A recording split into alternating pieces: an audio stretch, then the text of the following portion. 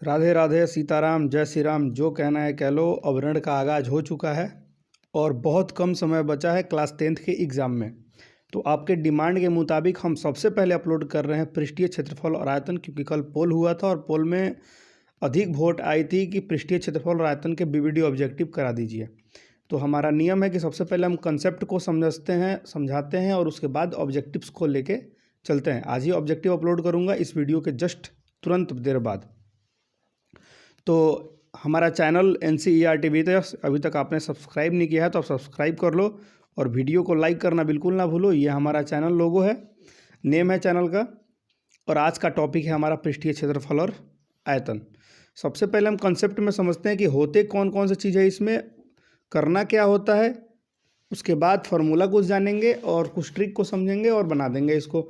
हम सारे क्वेश्चंस को बिल्कुल लॉन्ग मेथड से नहीं बनाएंगे, सारे मेथड तो हमारे शॉर्ट होंगे क्योंकि हम ऑब्जेक्टिव कर रहे हैं जो कम समय में। जैसे कि मैं आपको बताते आ रहा हूँ कि मैं किसी क्वेश्चन में ज़्यादा समय नहीं लेता हूँ, बहुत कम समय में आपको बताने का प्रयास करता हूँ और आराम से बनाता हूँ। कोई हमारी घबराहट या हड़बड़ी नहीं होती है। तो बिना देरी के शुरू करते हैं पृष्ठीय क्षेत्रफल और आयतन। पृष्ठीय क्षेत्रफल होता क्या है, सबसे पहले आप ये चीज़ समझो। उसके बाद आप मान लो कि मेरे पास एक आकृति है ना।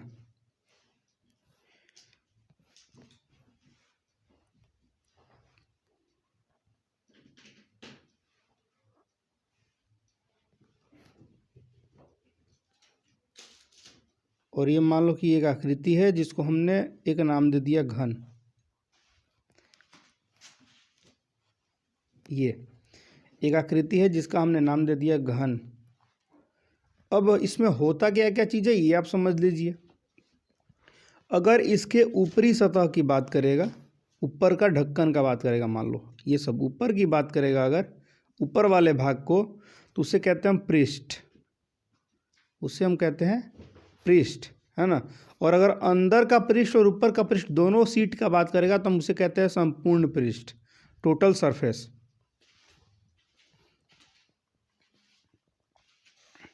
ठीक है। और एक होता है आयतन। ये तीन चीज़ें इसमें पाई जाती है। और अभी जो हम आकृति पढ़ रहे हैं वो सभी आकृति आती है 3D के अंदर। ये सभी जो पढ़ रहे हैं हम 3 डायमेंशन पढ़ रहे हैं। 3D होती क्या चीज़ है, जिसमें हम किसी एक सतह को क्या करते हैं, जिसे हम स्पर्श कर सकते हैं, वैसा फिगर होता है, वैसा फोटो होता है जिसे हम छू सकते हैं। 2D को हम छू नहीं सकते, आयत को हम छू नहीं सकते, बस हम देख सकते हैं कि हाँ ये आयताकार है, आयत है। लेकिन हम घनाभ या घन, इन सब चीज़ों को हम महसूस कर सकते हैं, देख सकते हैं, छू सकते हैं। ये सभी 3D कहलाती हैं। तो आपको घन समझ में आ गया बिल्कुल अच्छी तरीके से। आगे आते हैं दूसरे चीज़ पे, है ना। फार्मूला के बारे में मैं बताऊंगा, आप टेंशन नहीं लो। घनाभ क्या होता है वो देख लो फटाफट।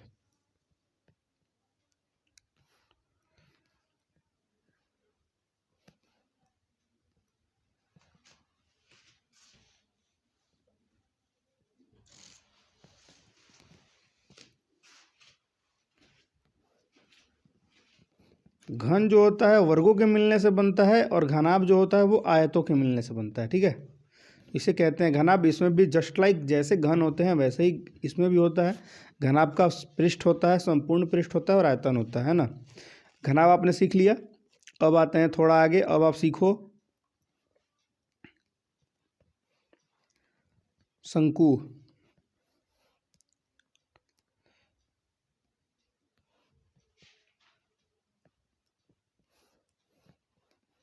ये देखो,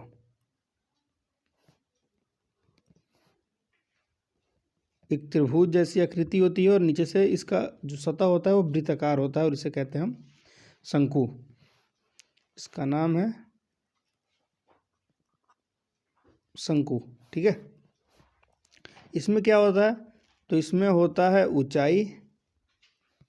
ये देखो सीधी जो गिर रही इसे कहते हैं हम ऊंचाई h। और ये जो तिरछी आ रही है आपकी ये वाली लाइन देखो ऐसे, ये वाला है ना। इसका मैं नाम दे देता हूँ आपको आसानी से समझने के लिए, ABC। अब जो AC जो देख रहे हो ये वाली लाइन, इसे हम कहते हैं तिर्यक लंबाई यानी कि L। ठीक है, इसे हम तिर्यक लंबाई कहते हैं L। और ये ऊंचाई होता है, और ये देखो वृत्ताकार है, तो यहाँ से ये इसकी त्रिज्या है आर। तो अगर आपसे पूछा जाए कि यह एक समकोण त्रिभुज बन रहा है क्या, तो आप क्या जवाब दोगे कि जी सर बिल्कुल आप सही कह रहे हो, ये एक समकोण त्रिभुज बन रहा है। तो हम कह सकते हैं अगर त्रिक लंबाई एल निकालना हो तो कर्ण के फॉर्मूला से निकाल सकते हैं। हम एल को कर्ण मान लेते हैं, यानी कि एल का स्क्वायर बराबर लंब का स्क्वायर प्लस आधार, यानी कि त्रिज्या आधार की जगह पे है त्रिज्या का स्क्वायर, यानी स्क्वायर उधर गया तो रूट बना, यानी कि एच स्क्वायर प्लस का आर स्क्वायर। ये हमारा हो गया तिर्यक लंबाई का फॉर्मूला। और क्षेत्रफल आयतन का क्या फार्मूला होता है मैं सब बताऊंगा, आप टेंशन नहीं लो, बस आप वही फोटो को समझते जाओ कि कौन फोटो क्या चीज़ है ना। जीरो लेवल का मतलब यही होता है कि पूरे जीरो से आपको तैयारी करने की सुविधाएं बताई जाती हैं, है ना। हमको पता है कि आपको सब आता है, बट आप समझ लो एक बार ताकि आपको दिक्कत ना हो। अब आते हैं सिलेंडर यानी कि बेलन पे। ये बेलन है, और बेलन में क्या होता है मेरे भाई, तो बेलन में ऊंचाई होता है, ये हमारा उसका ऊंचाई है, एच मान लेते हैं इसे। ये इसकी त्रिज्या है जिसे हम आर मान लेते हैं, और दोनों त्रिज्या आपस में क्या होती है, तो बराबर होती है। ये आपका है बेलन, ठीक है। और बेलन का भी सेम आपको पृष्ठीय क्षेत्रफल, संपूर्ण पृष्ठीय क्षेत्रफल और आयतन बताए जाएंगे। अभी आप बस देखो, आगे आते हैं।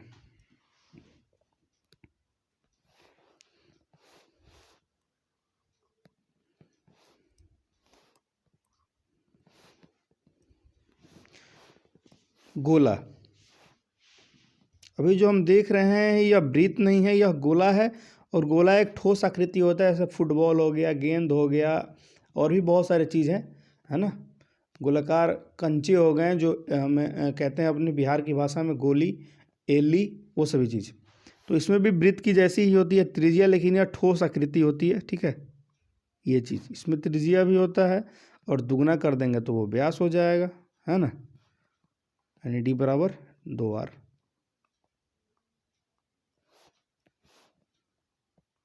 ठीक है, ऐसा। तो इसमें भी होते हैं पृष्ठीय क्षेत्रफल, संपूर्ण पृष्ठीय क्षेत्रफल और आयतन। इसका पृष्ठीय क्षेत्रफल, संपूर्ण पृष्ठफल दोनों आपस में बराबर होता है, आयतन अलग होता है। अब आपने गोला सीख लिया, अब आते हैं इस गोले को आधा काटेंगे तो क्या होगा, ये आप देखो। यदि हम इस गोले को आधा काट दे तो क्या होगा, तो आप कहोगे अर्धगोला कहलाएगा ये।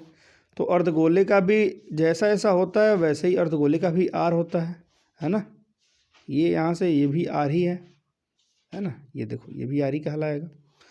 तो अर्धगोले का भी सब चीज़ होता है, वो भी हम सीखेंगे, आप टेंशन नहीं लो। अर्धगोला का भी सब चीज़ होता है, पृष्ठीय क्षेत्रफल, संपूर्ण पृष्ठीय क्षेत्रफल और आयतन, वो भी हम सीखेंगे आराम से। आगे आते हैं हम। यदि एक शंकु को, ये शंकु है हमारा,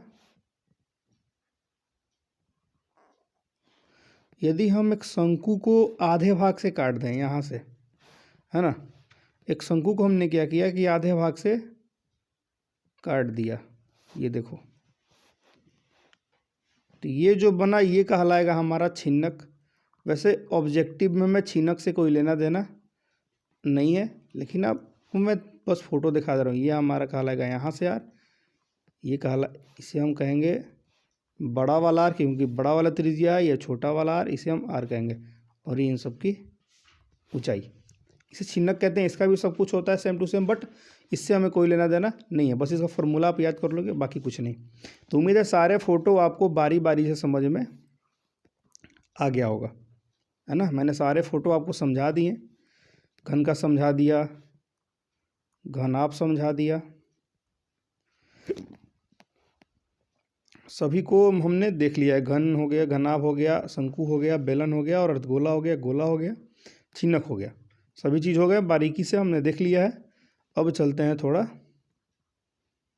आगे, बस वही चीज़ इसमें भी दिखाया गया है, देखिए, इसको भी पढ़ लिया, इसको पढ़ लिया, इसको पढ़ लिया, और इसको भी पढ़ लिया, ठीक है। आते हैं थोड़ा आगे, हमने अभी बताया कि हम आपको फार्मूला बताएंगे, आते हैं फार्मूला की ओर। ये देखिए, ये नाम है, ये उसके चित्र हैं, ये उसका पृष्ठीय क्षेत्रफल है, इसका ये संपूर्ण पृष्ठीय क्षेत्रफल है, संपूर्ण, और ये आयतन है। ये चीज़ आपको कोई परेशानी नहीं होगी, आप हिंदी मीडियम हो या इंग्लिश मीडियम हो, आप टेंशन क्यों लेते हो। ये आपका घनाभ है, ये घन है,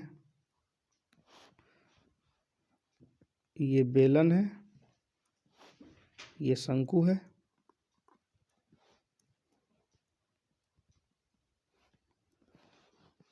ये गोला है, और ये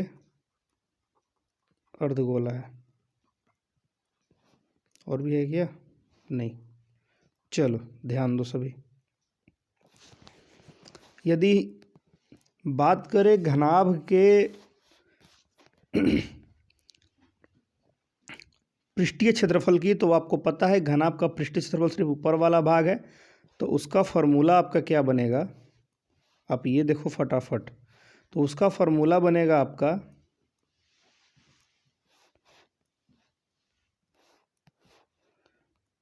2HL प्लस B, है ना। ये कौन है? ये पृष्ठीय क्षेत्रफल सिर्फ वक्र पृष्ठीय क्षेत्रफल इसको हम कहते हैं, जिसे ये सिर्फ पृष्ठीय क्षेत्रफल है, यानी कि जिसका हम वक्र का बात कर रहे हैं। ये वक्र का बात हो रहा है, ठीक है, ये वक्र का बात हो रहा है। अब संपूर्ण टोटल पूछे तो क्या होगा, तो टोटल आपको पता है 2 × LB plus BH plus LH, आपको पता है। और आयतन क्या होता है? तीनों भुजाओं का गुणनफल LBH, है ना। तो सभी चीज़ वैसे दिए हुए हैं। अगर संपूर्ण पूछता है तो घन का होता है 6a², यदि वक्र पूछता है तो 4a², आयतन होता है भुजाओं का Q। ठीक उसी प्रकार बेलन का पूछे तो 2πRH होता है, संपूर्ण होता है 2πR × R प्लस H, और πR² होता है आयतन। शंकु का भी ठीक वैसे ही होता है, πRL, L निकालना हम आपने सिखा दिया है, और πR × L प्लस R होता है आपका संपूर्ण, और 1/3 πR² होता है आयतन। आगे गोला में थोड़ा सा हम देख लेते हैं। गोला में अगर संपूर्ण भी पूछेगा तो यही होगा 4πR², दोनों क्योंकि आपस में बराबर होते हैं। ये भी 4πR² ही होता है, और 4/3 πr³ आयतन होता है। अर्धगोला की बात करेगा तो 2πR² होता है सिर्फ वक्र, संपूर्ण पूछेगा तो 3πR² होता है, और आयतन होता है 2/3 πr³। परिधि की बात इसमें नहीं करेगा क्योंकि ये आयतन और क्षेत्रफल की बात है। परिधि का मतलब आपको वृत्त के संबंधित क्षेत्रफल जब मैं बताऊंगा तो उसमें कर दूंगा, ठीक है। तो आपका यहाँ पर ये चीज़ कंसेप्ट जो था पूरा वो क्लियर हो चुका है। अब हम ऑब्जेक्टिव की ओर चलेंगे, आगे की ओर, सही है। अब आगे बढ़ेंगे हम और चलेंगे ऑब्जेक्टिव की ओर, इसके पार्ट 2 वाले वीडियो में। अगर आपने नोट डाउन नहीं किया तो आप स्क्रीनशॉट ले लो और आराम से उसे फॉर्मूले को नोट कर लो वहाँ से, और चैनल को सब्सक्राइब करो। मज़ा आ रहा है तो, लग रहा है कि मेहनत हो रही है और क्वेश्चन समझ में आ रहे हैं, तो NCERT विथ यस को आप सपोर्ट कीजिए, सब्सक्राइब कीजिए, लाइक कीजिए। धन्यवाद।